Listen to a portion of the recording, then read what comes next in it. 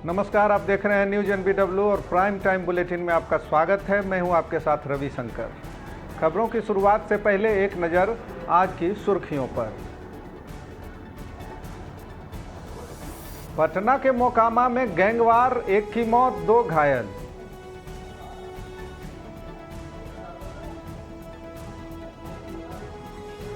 रिया चक्रवर्ती drug team की active member, इंतजार करें सुशांत के लिए, मैं अंतिम सांस तक लड़ूंगा, बोले बिहार के DGP।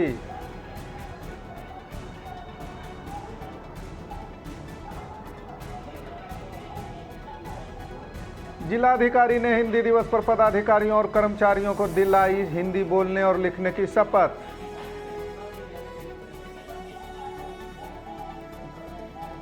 झारखंड में अवैध खनन पर प्रशासन का डंडा, कई वाहनें हुई जब्त।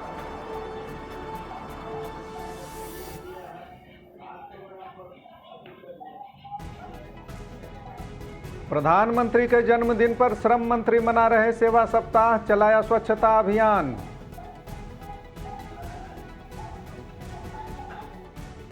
और 3 दिवसीय दौरे पर दुमका पहुंचे मुख्यमंत्री हेमंत सोरेन।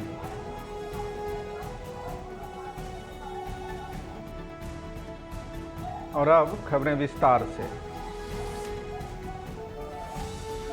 पटना के मोकामा में गैंगवार की खबर है, जिसमें 1 की मौत और 2 घायल होने की सूचना आ रही है। रविवार देर शाम मोकामा में हुए गैंगवार में 1 की मौत हो गई, जबकि 2 गंभीर रूप से जख्मी हो गए। बताया जाता है कि मोकामा नगर थाना क्षेत्र के कन्हाईपुर गांव में 2 गुटों के बीच हिंसक झड़प में 1 युवक की मौत हो गई। इस घटना में 2 लोग गंभीर रूप से जख्मी हो गए। बताया जा रहा है कि पुरानी रंजिश को लेकर महेश यादव और श्याम सुंदर यादव गिरोह में भीषण झड़प हो गई। घंटों हुई इस भीषण हिंसक झड़प में लाठी डंडे से लेकर गोलियां तक बरसाई गई। इस दौरान मौके पर गोली लगने से बुल्लू यादव की मौत हो गई, जबकि 2 अन्य लोग गंभीर रूप से घायल हो गए हैं। सूचना मिलते ही मोकामा थानाध्यक्ष राजनंदन के नेतृत्व में कई थानों की पुलिस घटनास्थल पर पहुंच गई। इस हिंसक झड़प के बाद गांव में भारी तनाव कायम हो गया। बरसों से चल रहे इस अदावत में दोनों गिरोहों के बीच से अब तक कई लोगों की जानें जा चुकी है। मोकामा पुलिस ने मामला दर्ज कर अपराधियों की गिरफ्तारी की कवायद तेज कर दी है।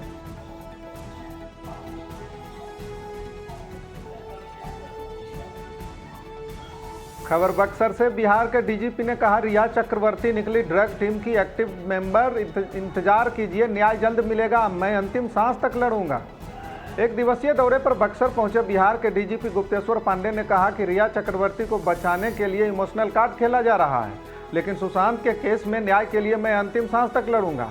रिया चक्रवर्ती के मामले में केवल गुप्तेश्वर पांडे की जीत नहीं, ये पूरे बिहार की जीत है। सुशांत सिंह राजपूत बिहार का बेटा था और मुझे मुख्यमंत्री का साथ मिला तो हमने लंबी लड़ाई लड़ी और मामले को मुकाम तक पहुंचाया। रिया के बारे में मैंने शुरू से ही कहा था कि उसका व्यवहार संदेह के घेरे में है। रिया ड्रग टीम की एक्टिव मेंबर निकली तो दुनिया की आंखें खुल गई।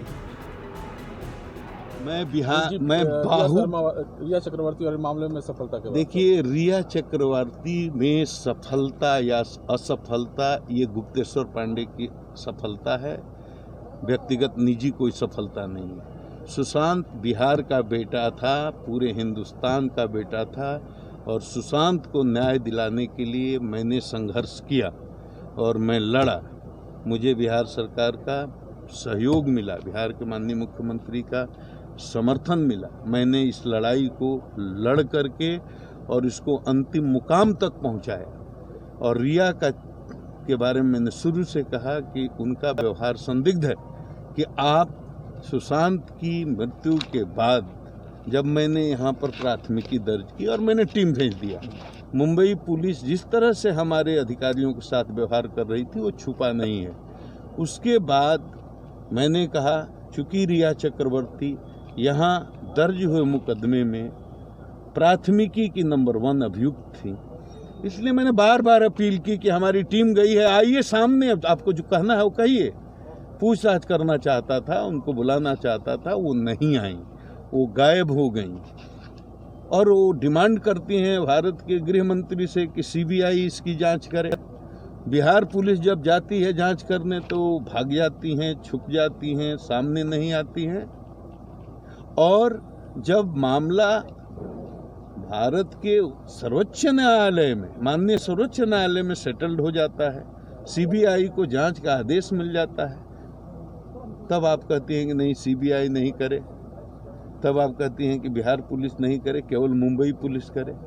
तो शुरू से मैंने कहा कि उनका व्यवहार लोगों के मन में बहुत संदेह उत्पन्न करता है और वो बात सही निकली, क्योंकि जब उनकी गिरफ्तारी हुई और ड्रग रैकेट्स या ड्रग माफिया का जो सिंडिकेट है उसका वो एक्टिव मेंबर है, ये साक्ष्यों के आधार पर प्रमाणित हुआ, तो दुनिया ने आंख खोल करके देखा कि रिया चक्रवर्ती उतनी इनोसेंट नहीं है जितना इनोसेंट अपने को दिखा रही थी। उनके भाई की गिरफ्तारी हुई, रिया चक्रवर्ती की गिरफ्तारी हुई और अभी एनसीबी यहीं तक रुकने वाली नहीं है। ड्रग माफिया के कनेक्शंस बहुत दूर दूर तक फैले हुए हैं बॉलीवुड में। बहुत गहराई से अगर जांच करेगी तो बड़ी बड़ी मछलियां भी उनके नेट में आएंगी। तो अब सीबीआई अपना काम कर रही है, ईडी अपना काम कर रही है, एनसीबी अपना काम कर रही है। तो जब ये तीनों एजेंसी अपना अपना काम कर रही हैं तो मैं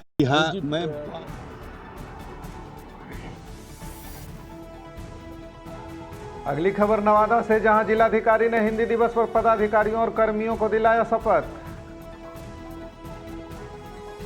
नवादा समाहरणालय के सभागार में जिलाधिकारी यशपाल मीणा के नेतृत्व में हिंदी दिवस मनाया गया। कार्यक्रम में एडीएम, उत्पाद अधिकारी, जिला सूचना जनसंपर्क पदाधिकारी सहित दर्जनों पदाधिकारी एवं कर्मी मौजूद थे। कार्यक्रम में जिला पदाधिकारी यशपाल मीणा ने हिंदी दिवस पर लोगों को शपथ दिलाते हुए कहा कि हिंदी दिवस पर प्रतिज्ञा लेते हैं कि अपनी मातृभाषा हिंदी का सम्मान बढ़ाने एवं बनाए रखने के लिए सदैव प्रयत्नशील रहकर लिखने, पढ़ने एवं बोलने में इसका उपयोग करेंगे। मना रहे हैं हम लोग और आज इसी संदर्भ में हमने अपने सभी ऑफिसर्स के साथ, सभी कर्मियों के साथ एक प्रतिज्ञा ली है कि ज़्यादा से ज़्यादा हम जो हमारी मातृभाषा है हिंदी, जो उसको बढ़ाने के लिए और उसको हमारे डेली मतलब कार्यकलाप में उपयोग में लाने के लिए सबको हमने मोटिवेट किया और सबसे हमने एक उम्मीद भी किया और सबने आज प्रतिज्ञा भी ली। इसके अलावा नेक्स्ट मंथ से हम लोग एक जो यहाँ पे जितने भी कर्मी और ऑफिसर जितना ज़्यादा हिंदी में पत्राचार वगैरह करेंगे उसमें हम लोग इंसेंटिवाइज करने का और उनको प्रोत्साहन जो राशि वगैरह रहता है उसको उपलब्ध कराने का एक मुहिम हम लोग यहाँ पे चलाएंगे, जिससे हिंदी भाषा का ज़्यादा से ज़्यादा प्रचार प्रसार हो सके और डेली यूज़ में हिंदी भाषा हम लोग अच्छे से यूज़ कर सकें। मना रहे हैं हम लोग और आज इसी संदर्भ में। खबर झारखंड के पाकुड़ से, जहां अवैध खनन पर प्रशासन का डंडा चला है। पाकुड़ में अवैध खनन के खिलाफ प्रशासन सख्त है। खनन माफियाओं पर प्रशासन का डंडा चला है। बालू से भरी कई ट्रैक्टर ट्रॉलियों को हिरनपुर पुलिस ने जब्त कर लिया है। पुलिस की कार्रवाई से बालू माफिया में हड़कंप मच गया। हिरनपुर थाना प्रभारी ने बताया कि जुर्माने की कार्रवाई की जा रही है और अवैध रूप से खनन कतई करने नहीं दिया जाएगा। खजूर डंगा से आ रहा बालू महेशपुर से आ रहा था, तो खजूर डंगा जो पहाड़ है उसके अंदर गुप्त सूचना के आधार हम टीम गठित था अपने पार्टी के साथ गाड़ी देखते हुए ड्राइवर गाड़ी रोका अपना पड़ा। कितने गाड़ी पकड़ा है? चार। कहाँ के लिए ले जा रहे थे? ले जा रहा था इधर कुठार पोखर। आगे खबर नालंदा से, जहां जदयू और भाजपा के बीच तकरार देखने को मिल रहा है। नालंदा के जदयू सांसद का भाजपा कार्यकर्ताओं ने पुतला फूंक दिया है। नालंदा जिले में भारतीय जनता पार्टी के कार्यकर्ताओं ने परवलपुर बाजार में नालंदा के जदयू सांसद कौशलेंद्र कुमार का पुतला फूंका। जदयू सांसद के पुतला दहन कार्यक्रम के दौरान भाजपा कार्यकर्ताओं ने जदयू सांसद के खिलाफ जमकर नारेबाजी भी की। सांसद कौशलेंद्र की उपेक्षा से भड़के भाजपा कार्यकर्ता ने कहा आगामी चुनाव में नीतीश कुमार को इसका खामियाजा भुगतना पड़ेगा। नालंदा सांसद हाय हाय नालंदा सांसद हाय शर्म करो। लेकिन जब भाजपा कार्यकर्ताओं ने अपनी समस्या लेकर उनके आवास पर पहुंचा तो उसके साथ बदसलूकी किए। जब उस समस्याओं से रूबरू कराया, कुछ हकीकत से उनको रूबरू कराया, तो उन्होंने कार्यकर्ताओं के साथ इस तरह का बिहेव किया कि जैसे लगता है कि वो किसी दूसरे दल का, दूसरे गठबंधन का सांसद है और यह हमारे कार्यकर्ताओं को चुभ गया। और इसी कारण हमारे कार्यकर्ता ने ठान ली है कि सांसद के विरोध जब तक हम लोग से बन सकेगा इनका विरोध करते रहेंगे। विधानसभा आ रही है, क्या करेंगे आप लोग? हम लोग सांसद के चलते अगर यही रवैया रहा सांसद का, उनके लोगों का, तो हम लोग विधानसभा में परबलपुर के सारे भाजपा के कार्यकर्ता जो भाजपा डोमिनेटेड बूथ है एवं अन्य बूथों पर पूरे दम के साथ विरोध करने का कार्य करेंगे, इसका परिणाम चाहे जो। क्या तो कहते हैं कि कभी कभी भटक जाते हैं। अरे कार्यकर्ता जब भटक जाएगा तो आप कैसे चुनाव जीतिएगा? अगर सांसद का यही रवैया रहेगा तो विधानसभा में हम लोग ग्रामीण जनता के सहयोग से उनका खिलाफ करेंगे, चाहे एनडीए हम लोग को बाहर का रास्ता क्यों नहीं दिखा दे, ऐसे सांसद को हम कभी भी स्वीकार नहीं करेंगे। माननीय नीतीश कुमार जी से आग्रह है कि ऐसे सांसद पर पूछें कि आखिर कार्यकर्ता इतना उबाल परबलपुर का क्यों हुआ, क्योंकि एक कार्यकर्ता थे, हम लोग टिकट दिवाने के लिए एड़ी चोटी उनको करके आज नेता बनाए। एक कार्यकर्ता से जमीन पर गिरे हुए व्यक्ति आज आसमान पर चढ़ गए और हम लोग को उपेक्षित करते हैं, इसीलिए हम लोग आज उनका पुतला। और खबर जमुई से, जहां जमुई में बालू माफिया द्वारा चल रहा बालू का काला खेल, अंकुश लगाने में प्रशासन विफल। जमुई प्रशासन के नीचे बेखौफ बालू माफिया और खनन विभाग एवं पुलिस की मिलीभगत से अवैध बालू उत्खनन और बिक्री का कारोबार धड़ल्ले से चल रहा है, जिसे जिले में टाउन थाना क्षेत्र के मदनपुरा प्रतापपुर मार्ग पर मरवा गांव के बगल में पहाड़ी के पास क्यूल नदी से अवैध तरीके से खनन कर बड़े पैमाने पर स्टॉक जमा किया जा रहा है। ग्रामीण बताते हैं बालू माफिया और प्रशासन की मिलीभगत से दर्जनों बालू लदे ट्रक को रात के अंधेरे में जिले से बाहर भेजा जाता है। बिहार के विभिन्न जिले में मुंहमांगी कीमत पर बालू बेचकर बालू माफिया मोटी कमाई कर रहे हैं। अमूमन जिले के अन्य इलाकों के नदी घाटों पर यह गोरख धंधा बदस्तूर जारी है। वहीं बालू स्टॉक की छापेमारी को पहुंचे खनिज विकास पदाधिकारी ने कहा कौन कौन लोग इसमें शामिल हैं और कितना बालू स्टॉक किया गया है, इसकी अभी जांच की जा रही है। ये स्टॉक फिलहाल से ही लगाया गया है, पहले तो ऐसा हम लोग नहीं देख रहे थे। कौन से नदी से ये बालू लाया जाता है? ये यही क्यूल नदी है, जो क्यूल नदी है कुंदर जी, यहाँ से स्टॉक किया जाता है, उसके बाद यहाँ से सप्लाई किया जाता है। तो प्रशासन को इतना नजदीक में है, टाउन थाना क्षेत्र में ही पड़ता है, तो क्या ये सूचना नहीं मिल पाता है? क्या सूचना मिल पाता है सर? देखिए, लेकिन जितना ग्रामीण अगर चाहे कि गलत को सही किया जाए, उस अनुसार से नहीं होता है। ये सब जो लाता है बालू बिजनेस करे वाला है, बालू का बिजनेस करता है, यहाँ से ट्रक से बता रहे लोड होकर बाहर जाता है। तो मतलब कितना गाड़ी जाता होगा बालू यहाँ से? रात में हम लोग सोते रहते हैं कितना लोड, लेकिन वो अंदाज जो स्टॉकवा है देखने से तो बहुत भारी स्टॉक लगता है। कम से 10 गाड़ी तो जरूर, 15 गाड़ी, 10-15 गाड़ी डेली यहाँ से ट्रक से बाहर जाता। और कब ये जब्त किया गया और कहाँ ले जाया जा रहा है? आज की जब्ती की प्रोसेस चल रही है और जब्त करके मनियड्डा जेल में नई परिसर में रखा जा रहा है।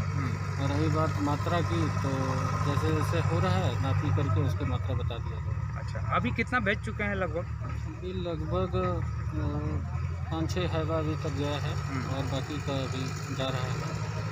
जो भी होगा उस पर नियमानुसार कार्रवाई की जाएगी। इसमें किसी का पता भी चला कौन लोग इसको स्टॉक कर रहे थे, कहाँ सेल कर रहे थे, कब से चल रहा था ये कार्यक्रम? अभी पूछताछ की जा रही है। पूछताछ के बाद जो भी जिसका भी नाम सामने आएगा उसके विरुद्ध विधि सम्मत कार्रवाई की जाएगी। मामले में किसी का नाम अभी आया है या कोई गिरफ्तारी भी हुआ? अभी तक पूछताछ चल रही है। अच्छा, कुछ गिरफ्तारी भी है क्या सर? नहीं, अभी गिरफ्तारी नहीं है, अभी सिर्फ बालू की जब्ती है। जिले में और भी इस तरह से कहीं पर स्टॉक जब्त किया है? जहाँ भी सूचना मिल रहा है हमारे द्वारा कार्रवाई की जा रही है, पूरे जिले प्रशासन के द्वारा कार्रवाई की जा रही है। मात्रा तकरीबन सर कितना होगा इसे जैसे भेज रहे हैं उसके हिसाब से? देखने तकरीबन अभी हम कुछ बता नहीं सकते हैं, जब पूरा प्रक्रिया हम कर लेंगे उसके बाद बताएंगे। तो ये सूचना सर कब, जानकारी आप लोग को कब मिला सर कि काफ़ी दिन से स्टॉक चूँकि बड़े पैमाने पर दिखाई पड़ रहा है, कब से ये स्टॉक हो रहा था यहाँ पर, ये कब जानकारी मिला?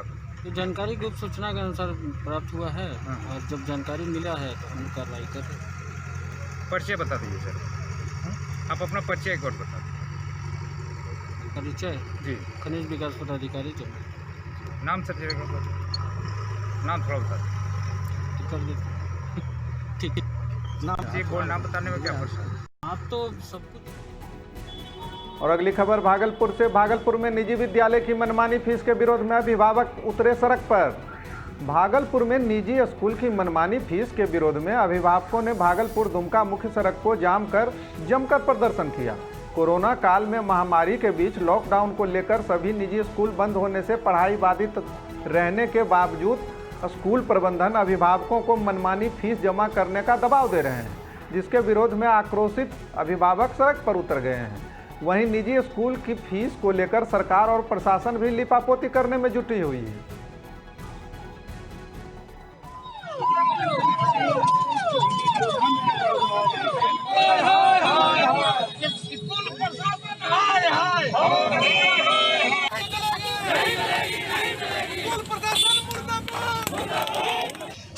लब के चलेंगे यकीन लब के चलेंगे जैसा कोच की करे छिए वैसे लब के चलेंगे नहीं लबो रे जट्टा नहीं लबो रे अरे नहीं लबो रे जट्टा नहीं लबो रे हम तो बाबा के दुलारी दिया ऐठ के चलबो रे हम बाबा के दुलारी दिया ऐठ के चलबो रे प्रशासन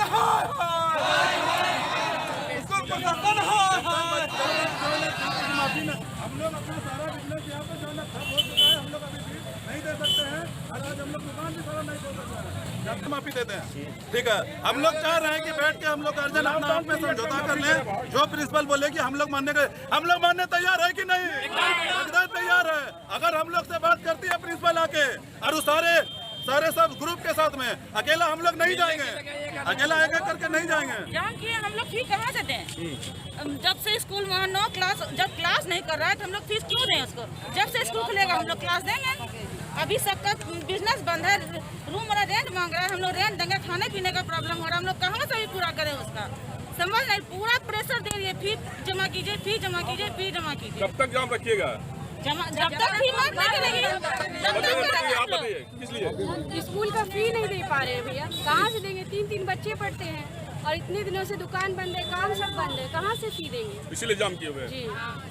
जब तक नहीं देंगे, पैसा अभी बहुत दिक्कत में है, स्कूल फीस से परेशान कर रहा है, कहाँ से हम देंगे? नहीं दे सकेंगे, इसीलिए जाम किए हुए। हाँ इसीलिए जाम करे हैं। आप बताइए सर, किस लिए? The management of the school, especially in St. Teresa's, my kid is studying here.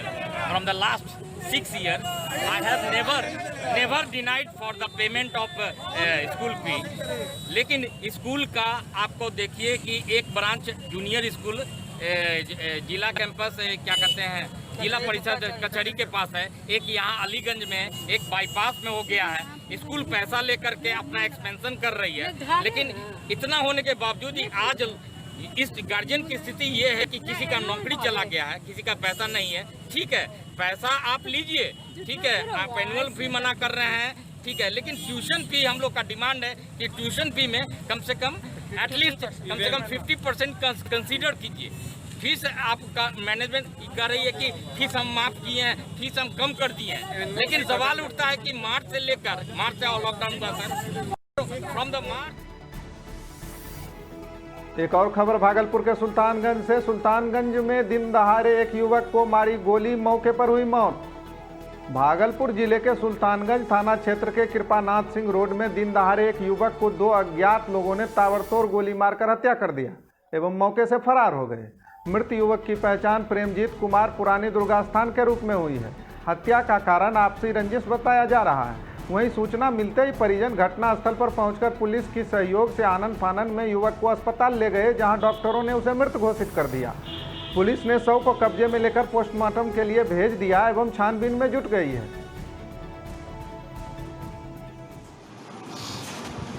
तो शादी कब होगा? शादी तो अच्छे दिन हो गया सर, 7-8 साल लगे।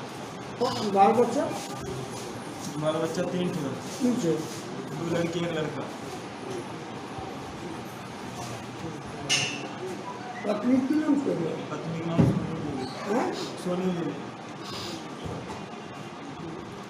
लड़की नाम पूछे? कड़ी कुमारी। कड़ी कुमारी। कड़ी कुमारी यार। आरुषि कुमारी, हर्ष कुमार। हेलो, हम आज के बाबू बाबू हमरा बात बेटा कुछ होय त हमरा 3 गति बच्चा ओ कोई न कमबै वाला एगो बाप बूढ़ा, कोई नहीं देखे वाला छै त जानता गतिया हमरा देखे नहीं छै रे। जो बच्चा ओकरा फोन कर रिया बेटा।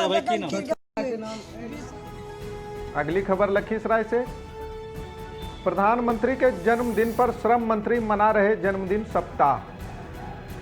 लखीसराय में प्रधानमंत्री नरेंद्र मोदी के जन्म दिवस सप्ताह को सेवा सप्ताह के रूप में मनाया जा रहा है। इस मौके पर श्रम संसाधन मंत्री सह स्थानीय भाजपा विधायक विजय कुमार सिन्हा ने शहर के जमुई मोड़ से शहीद द्वार तक बीजेपी कार्यकर्ताओं के साथ स्वच्छता अभियान चलाया। साथ ही साथ शहीद स्मारक की सफाई कर पुष्प अर्पित किया। मौके पर श्रम मंत्री विजय कुमार सिन्हा ने प्रधानमंत्री के जन्म दिवस सप्ताह को सेवा सप्ताह के रूप में मनाते हुए स्वच्छता अभियान के माध्यम से लोगों को जागरूक भी किया।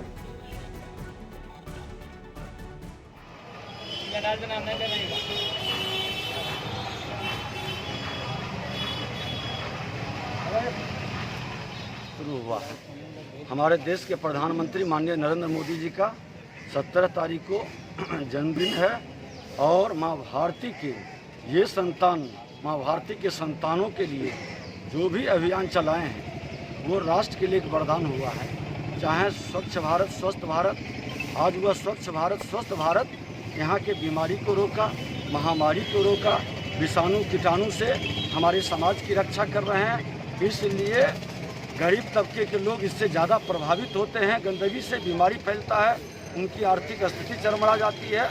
इसलिए स्वच्छता अभियान को हम लोग आज शुरू किए हैं, कल भी चलेगा। ये स्वच्छता अभियान जिंदगी का एक पार्ट बन जाए, एक अंग बन जाए जीवन के कार्यशैली में।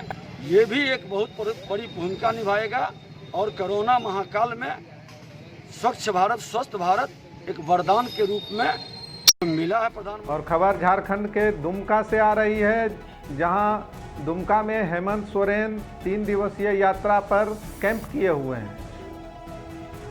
सीएम हेमंत सोरेन 3 दिवसीय दौरे पर पहुंचे दुमका, कई योजनाओं का करेंगे उद्घाटन। झारखंड में विधानसभा उपचुनाव की आहट के साथ ही सत्तारूढ़ झारखंड मुक्ति मोर्चा ने कवायद तेज कर दी है। सीएम हेमंत सोरेन आज से 3 दिन दुमका में कैंप कर कई विकास योजनाओं का उद्घाटन करेंगे। दुमका विधानसभा उपचुनाव के मद्देनजर उनके दौरे को महत्वपूर्ण माना जा रहा है। दुमका झारखंड मुक्ति मोर्चा के प्रभाव क्षेत्र वाली सीट है। पिछले विधानसभा चुनाव में यहां से हेमंत सोरेन निर्वाचित हुए थे, बाद में उन्होंने यहां से इस्तीफा दे दिया। इस वजह से यह सीट रिक्त हुई है। इस सीट के साथ हेमंत सोरेन की प्रतिष्ठा जुड़े होने की वजह से यहां सत्तारूढ़ दल कोई कोर कसर नहीं छोड़ना चाहता। और अभी के बुलेटिन में इतना ही। हम आपके आसपास के तमाम अहम खबरों के साथ फिर से हाजिर होंगे। आप देखते रहें न्यूज़ NBW। नमस्कार।